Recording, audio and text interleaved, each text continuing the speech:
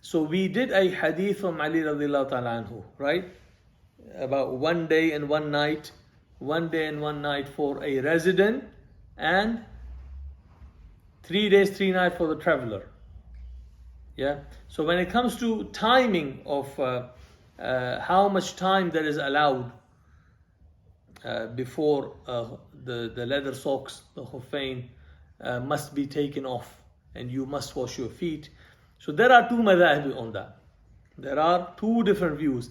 The views of Malikis is that they do not have a end time to it. You wear Khuffain, you don't have an end time. So this view has benefits if you are in a very cold area where you fear that because of the freezing weather, if you were to expose your feet, you might lose your feet. I think the people who hike up Mount Everest, if they expose themselves to that cold, they probably die. So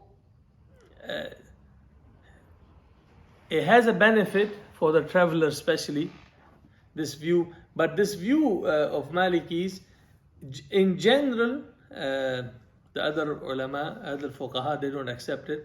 They have a reason for it. Firstly, there's a hadith. Hadith is from Ubay bin Ammara. There's one sahabi. He went to Nabi Sallallahu Alaihi Wasallam and he asked, Ya Rasulullah, can I do can I wipe over my socks?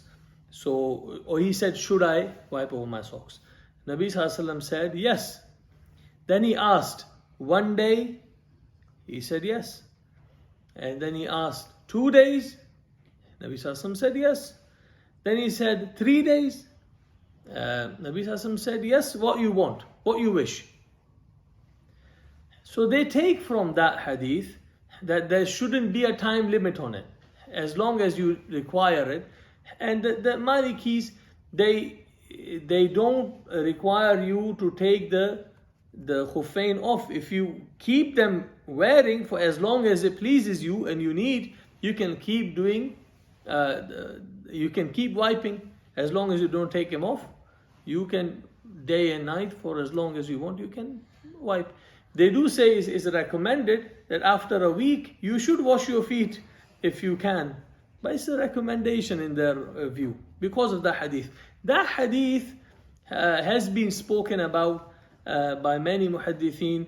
They don't accept it to be a authentic hadith or strong enough that a person should take a mas'ala out of it. It's not a strong enough hadith to become basis for rulings, if that makes sense.